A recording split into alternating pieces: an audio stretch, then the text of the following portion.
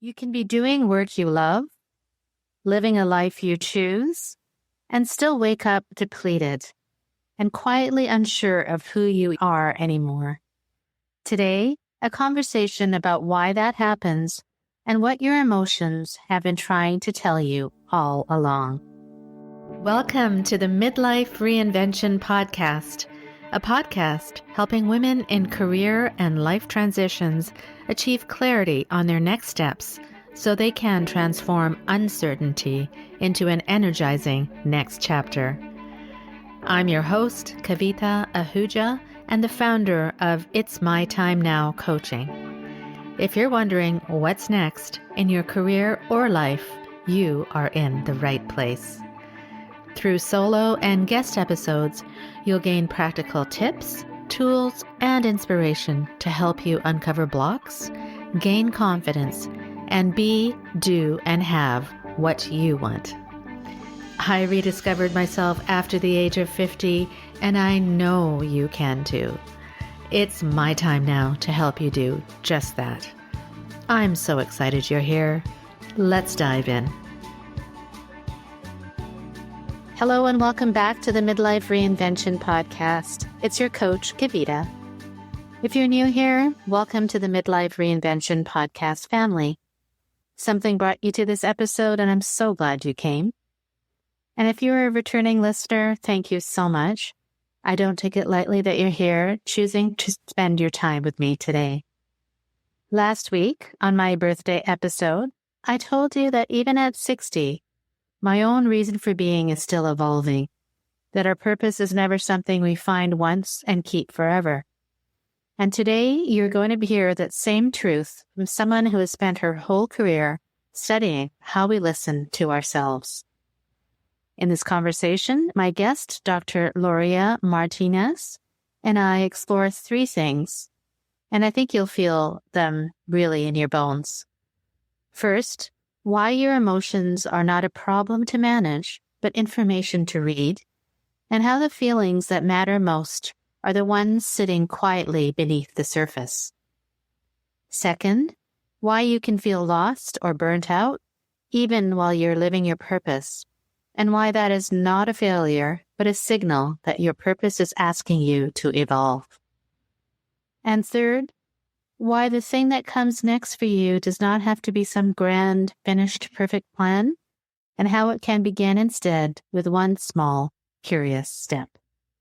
So stay with me to the end, because what comes up in this conversation about listening to yourself might be exactly the permission you have been waiting for.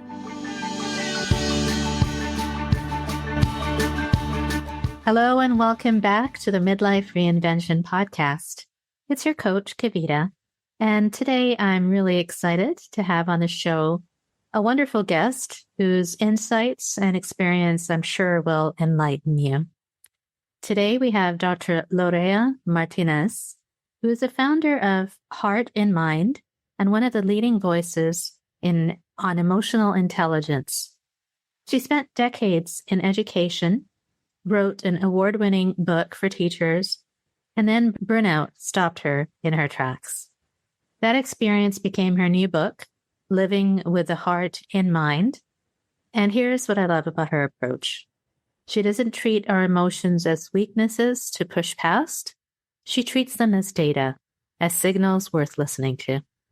So I'm so pleased to have you here, Dr. Martinez. Can I call you Lorea?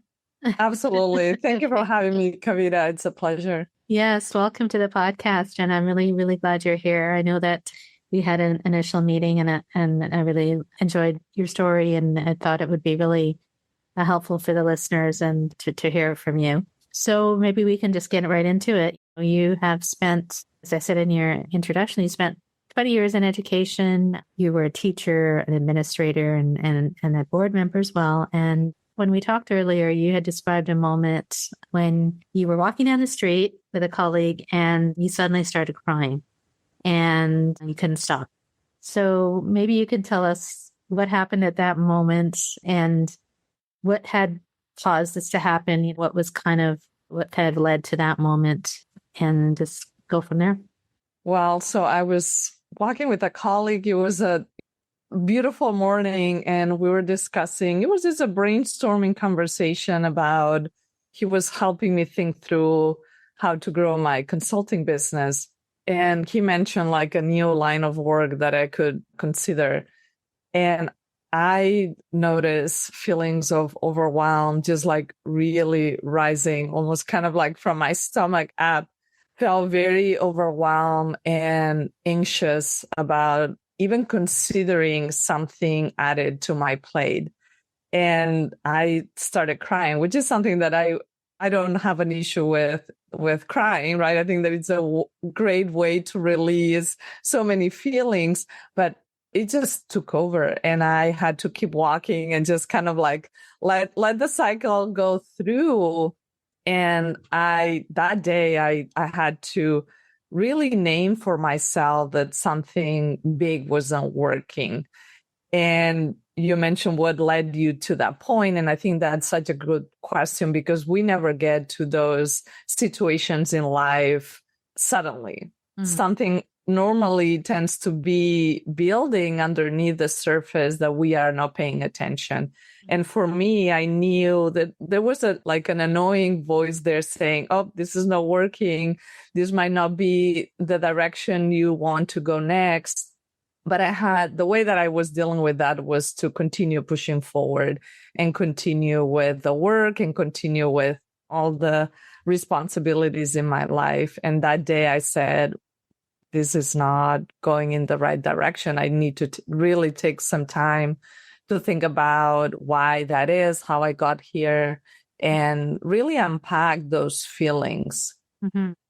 Yeah, that's interesting. You mentioned a couple of things. You mentioned that voice that was inside of you. And I remember hearing that voice as well when I made a transition out of my career. And it's so important sometimes we just ignore it, right? But it does build. And then it sounded like that was kind of your breaking point where it's like, okay, I can't take this anymore. And over the years, I've learned that that's more common than not, right? So that's kind of, I guess, leads to maybe the next question is that you had said that burnout, I guess that's what you were experiencing with that overwhelm and anxiousness that you described when you had that moment. But you also say that burnout is often misunderstood as a woman says, I'm just working too much, or I just need to try harder, or those things that women say, and generally women tend to say, right?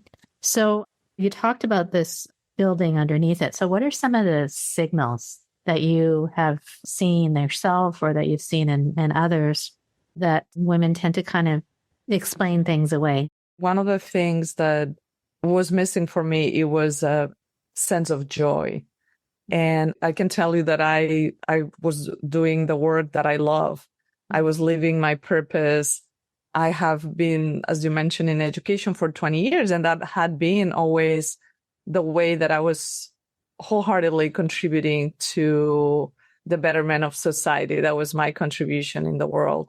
And still, you can burn out even if you are living your purpose. And that was something that I think I knew theoretically that could happen. But until I went through it, I realized, well, it has a deeper meaning. And for me, the irony of my story is that that's something I had been teaching to others, how you have to relive and revisit your purpose during your lifetime. It's not a destination. Sometimes we think about purpose as you find it and you are good for the rest of your life. And that's actually not the case. Purpose is something that we have to revisit, because as women, we change. Yeah. Our life experiences change us. Parenting changes who you are, your work, your relationships. So as you are aging, your sense of purpose will change with you. But if you are not paying attention, like this was my wake-up call, then you might miss that signal that, hey, maybe I need to reframe my purpose.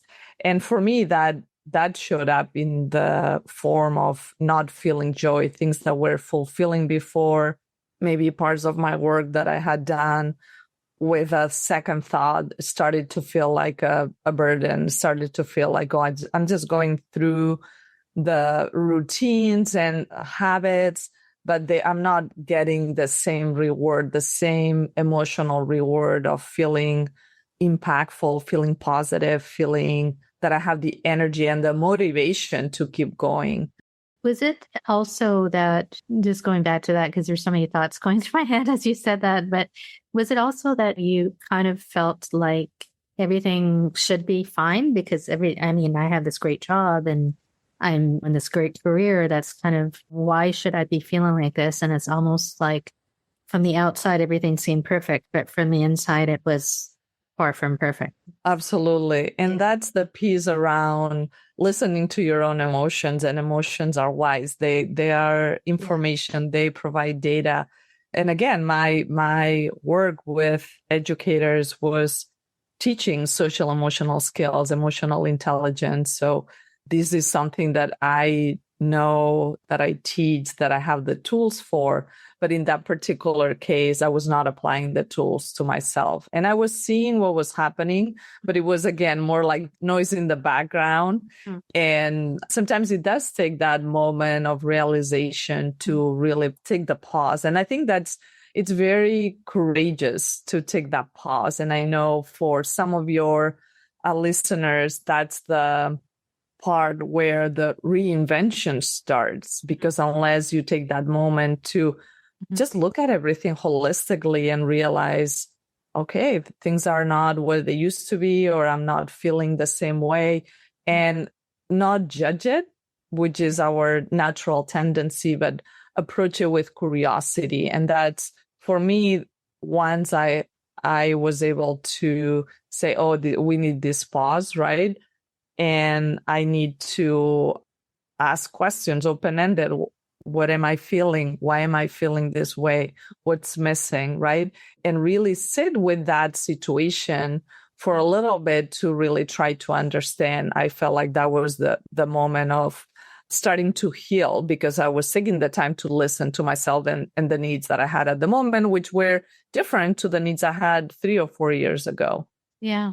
Yeah. It's so in line with what I teach and what I actually went through myself, because just going back to what you said about that revisiting your purpose, and that's not static, and because we change, and that doesn't mean that what our purpose was 20 years ago that made us joyful or fulfilled doesn't have to be the same as it is now. And I refer to the concept of ikigai, which is your reason for being, and that changes over time. And that happened to me as well. Whereas you may feel like, oh, it should feel good. It should because everything seems perfect. I'm at the top of my game.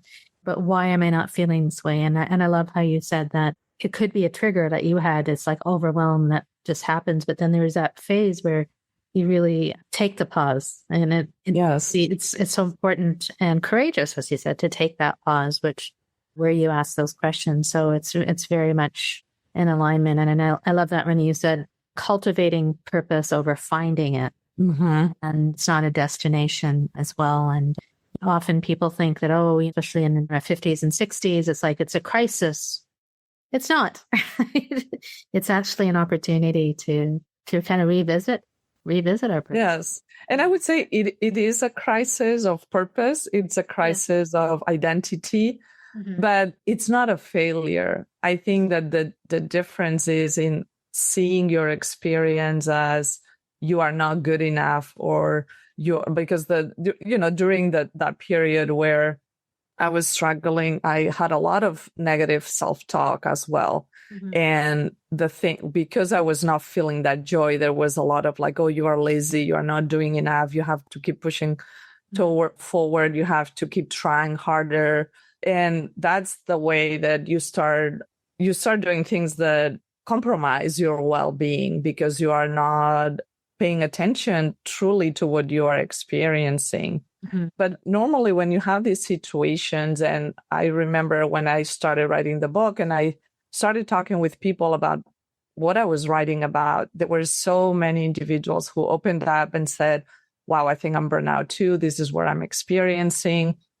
And there's almost like a little bit of fear to say, I feel burnout, because we assume that, oh, that means that I'm weak, that I'm not able to handle life's challenges, or I'm not able to handle high stressful job. And it has nothing to do with that. There are so many components and they're different for different individuals, how we get to that point, but truly seeing it as a crisis, and that in the sense of this is a moment to pay attention. Like there's something within you that is telling you to pay attention to what's happening. Yeah. And if you see it that way, then it's less about seeing it from a perspective of I'm lacking things versus I need to nurture myself in a different way. And I think that part of applying yourself self-compassion and looking at your own suffering as a woman with care and kindness, the same kindness that we provide to others, it really changes the equation.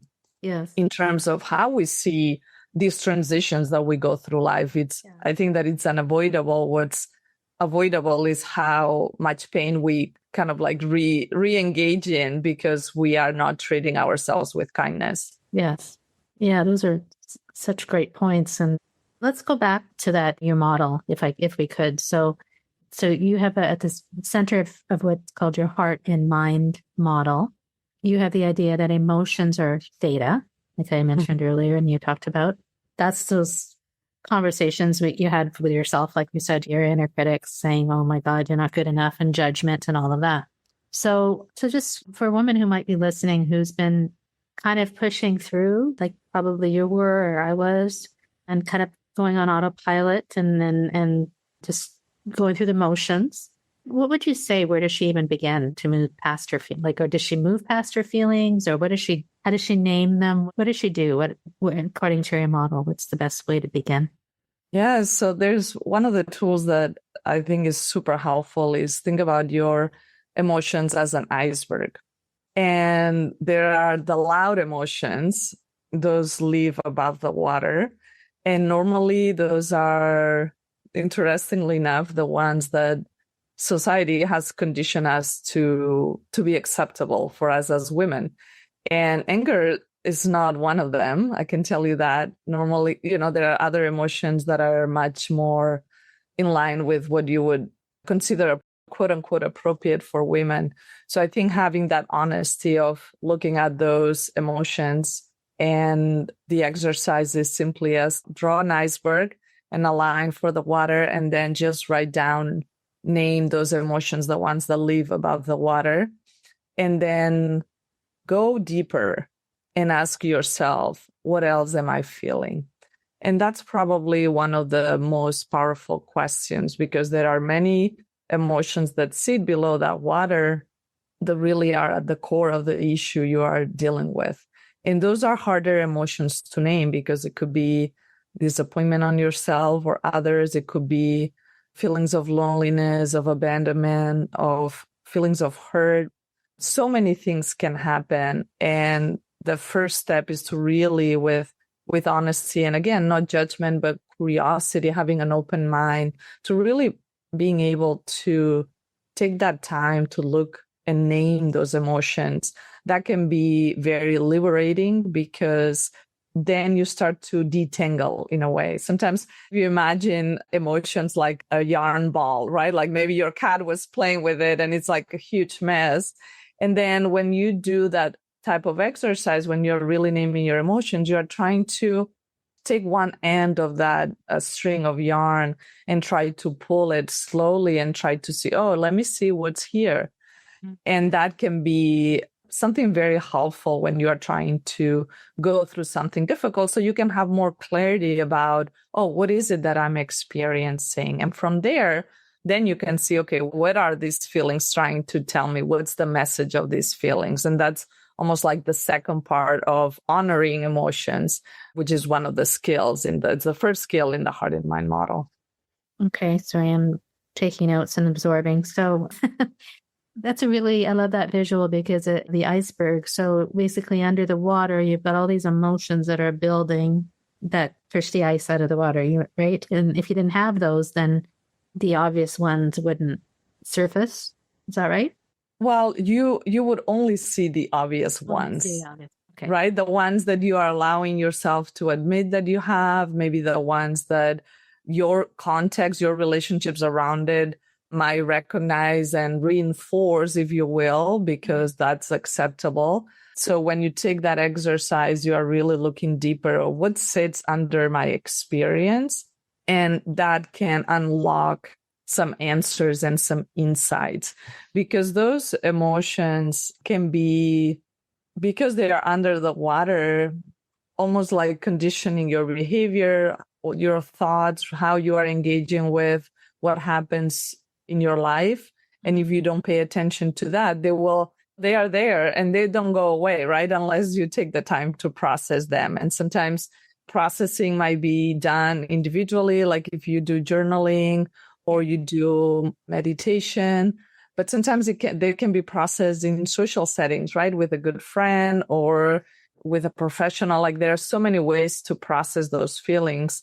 But unless we do, I think that that's such a big part of also increasing our self-awareness as we are, as you were saying, aging and learning who we are as we become older. Yeah. Interesting. So really it's naming those emotions, detangling them, and then asking, what am I experiencing and what are these emotions trying to tell me? Exactly. Yeah. And then once that's done, then I guess that's the moment where you can try to address them or right. And then to do something about that. Right. And I guess that's the action piece is, okay, so what do we do with this information now? Right. So that's right. And that's the next skill is so HEART is an acronym. So the E is like your responses. And that's considering what are my options. That's the key question for that skill. And the options are related to your behaviors, to your thoughts, or also your emotions. So if you are feeling stuck, for example, and you want to feel joyful, or you want to feel content, or you want to feel more motivated, right? Is thinking, what are my options? How do I get myself from this feeling of, I don't know how to move forward, to those feelings? And then thinking about, this is more like a behavior-based skill. Like, what do I do in order to get myself there? Yeah. So you had mentioned earlier, kind of treating it as bringing it with curiosity rather than panic, right? So then when you bring that curiosity, then that opens up to like, okay, what can I do next? And that's a question most of my listeners are going through right now is, okay, what do I do next with my life? Because something is not working right now. And how do I analyze this? How do I figure this out? And so emotions and understanding your emotions are the key. And I want to bring something up that I think it's important also as listeners are considering this question of what do I do next? I know that perfection and perfectionist tendencies is a big thing for many women. And sometimes we have this idea that what's next is this big thing that it's already completed, it's beautiful, it's meaningful, it's all the things, but it doesn't need to be that way. Yeah, I agree. It can be a pilot, right? It can be just take one small risk, something that it's exciting. You don't know the outcome. You just know that you are putting yourself in a situation to learn something new. And I think that lowers the level, the expectation and the pressure to be performing all the time. And I believe, and that's something that I talk about in the book, there's a chapter on curiosity, how doing these small experiments of trying new things with not so focused on the outcome, but just the process, it can be so freeing to just allow yourself to do something where you are not so concerned about the outcome. Yeah. It's like, oh, wonderful. I'm just going to try something new. I'm going to be a kid again. Yeah. It's so funny you say that. I had a podcast. I think it was just today on Monday that I talked about that. And that's like, you just need 1 hour. Just give yourself 1 hour to even an hour a day or even a week. Just do something just for the sake of doing it that you love, with no expectation or anything. Just that you give yourself that time to explore. One of the other things that talk about is that when you were at one point in your life, when you were, I guess, at your lowest, your creativity kind of not stopped, but it really went dry. You have been the happiest and you're creating content, but then that happened. So how does that kind of overwhelm or emotional overload just not just change our work, but also our identity, our sense of who we are and our relationships? Because you love the creative side, but that also went away when you were experiencing this overwhelm and anxiety. So how does that Yes. work with not only who we are, but what we do and our relationships? Yeah, there are a couple of things. One, I would say that creativity, and I understand creativity as a broad concept, not you don't need to be an artist in order to be creative, but something where you are, in my world, just putting your own spin on things, whatever that thing is, right? It can be writing, it can be how you connect with others, if you organize events, whatever that is that you do for work, you can bring creativity into that space. And when creativity goes dry, I think that it impacts our identity because we create narratives about who we are as humans. And that's helpful because then we go out into the world with more confidence, right? We feel able to do the work that we're supposed to do. But at the same time, it can be limiting when we get stuck on those narratives of who we are. And that part of, for me, when I realized, well, I'm dry creatively, like I didn't have anything else that I felt like I could provide that was different from what I had been sharing and writing about and creating professional development for the last 10 years. It felt very sad because I'm like, well, if I'm not doing that, what am I doing, right? Yeah. Who am I if I'm not doing that thing that I thought I was doing? Yeah. So I actually went through this process of, I don't know if you're familiar with the Artist Way from Julia Cameron, Yes. but it's a self-guide program that you go through if you are trying to rediscover your creativity. And going through that, one of the things that you are asked to do is go on these artist dates. So, and that's exactly what you are saying about like take an hour to do something that feels good to you. So these artist dates, you are weekly dates that you have with yourself. You don't go with anybody, which is also interesting. So there's not other stimulus.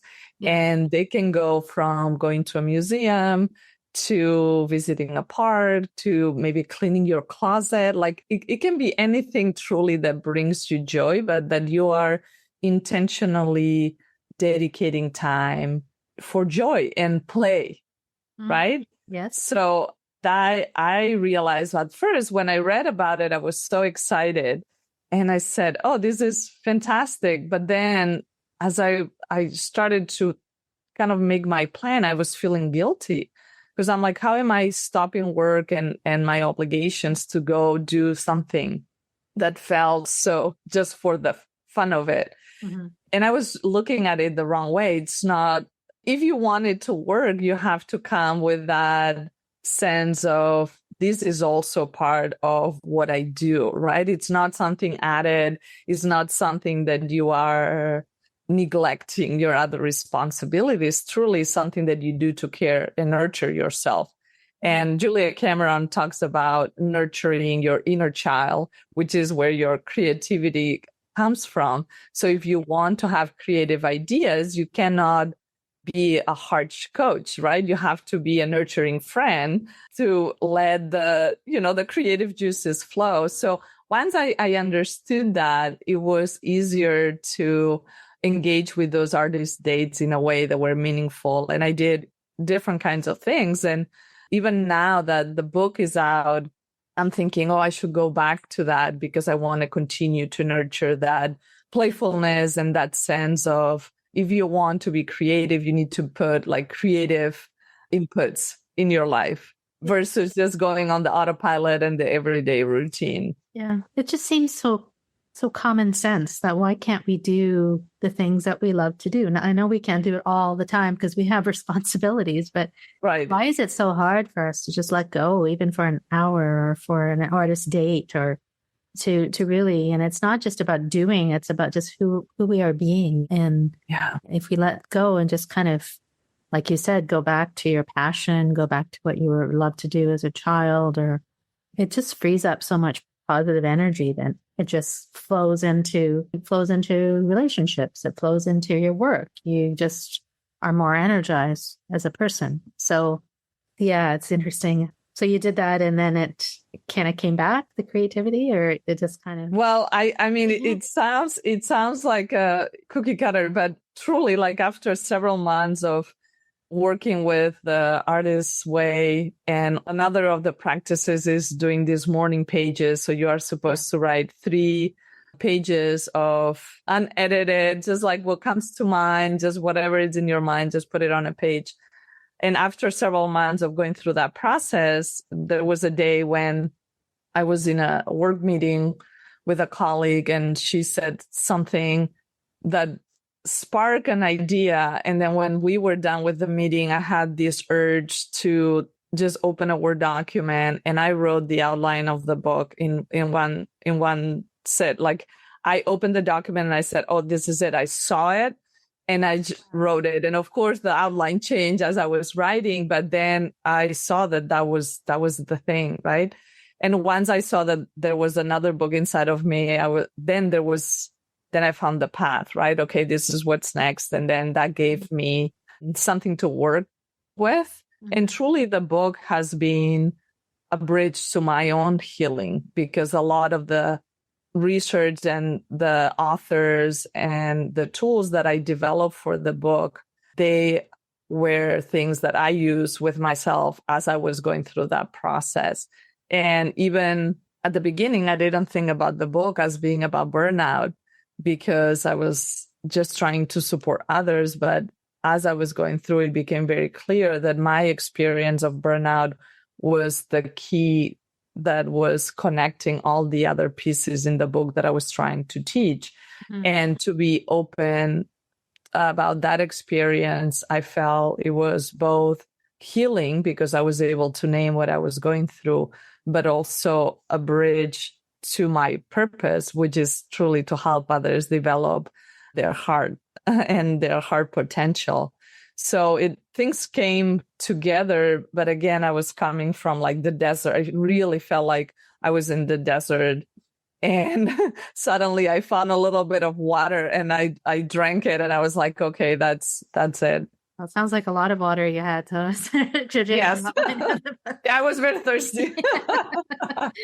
Wow, that's amazing. I love that. I love that story because it just exemplifies just what we talked about, that hour, and then that practice of the morning pages and the artist dates, and then that led to your idea. And then I love how you said it was a bridge to my own healing and also a bridge to my purpose.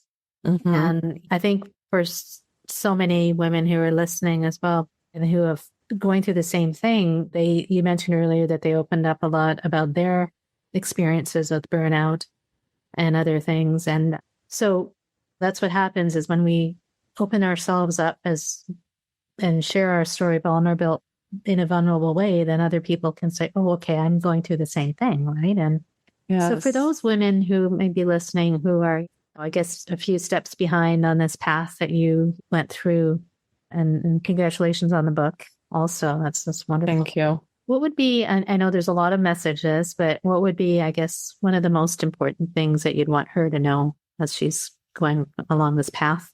I would say that, and this sounds maybe cliche, but that they are not alone. Mm-hmm. And there are so many of us who have had going through transitions, dealing with burnout. There are so many situations where the challenges, the pain is real. Mm-hmm. And also there are things that you can do in order to support yourself. And that was one of the goals as I was finishing the book, to really create something that people could take and do something positive with it. And it is sometimes hard to find that listening ear or the listening friend who will sit next to you or will understand what you are going through. And that's something that I try to do for others, because in a way you write what you need yourself. And I think it was true for me that I didn't find those resources as I was going through. Maybe it was a little bit not too late, because there was great things that happened. But having those resources and having those tools and knowing that even if you are going through something difficult, that you can overcome because you have inner resources that you can use and you have community, you can find people to support you as you are going through that. And you have lovely resources like your book, right? To help you. Yes. Yeah. Exactly. Tell us a little bit about your book and anything that you want to share about it and what people can learn from it. Yeah, so it's currently available anywhere that you buy books, any retailer. And it's called Living with the Heart in Mind. Yes, it's called Living with the Heart in Mind, a practical guide to healing from burnout and cultivating purpose. And it's a very practical resource. It has more than 60 tools, like the motion iceberg exercise that I explained today. That's in the book, and you can have, and there are similar exercises throughout for different areas that we have discussed, like creativity and curiosity and how to cultivate or find your purpose. So there are many things that you can do. And the book also has a self-assessment that you can take that's freely available on my website. That's at loreamartinez.com.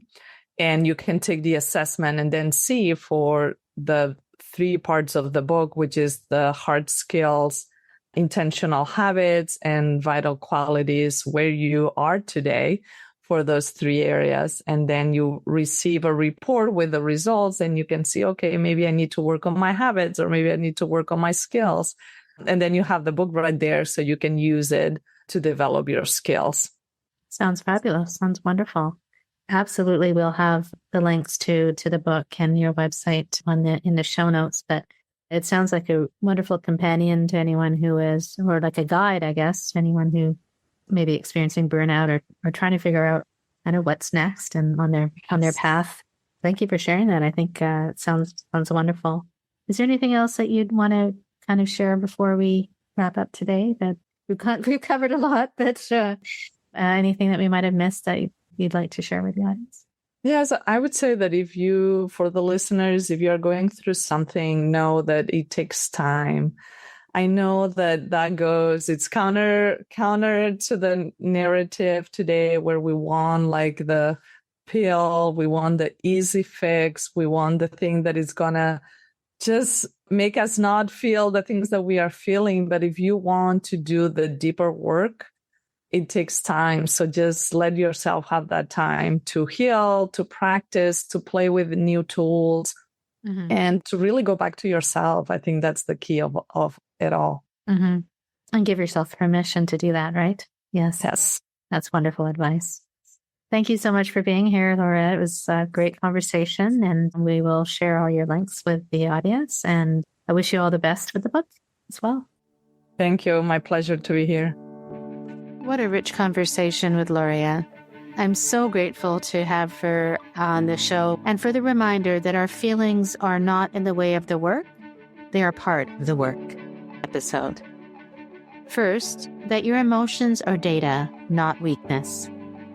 Think of that iceberg Lorea and I talked about, the loud feelings sitting above the water and the deeper, truer ones underneath, the ones we're not always allowed to name.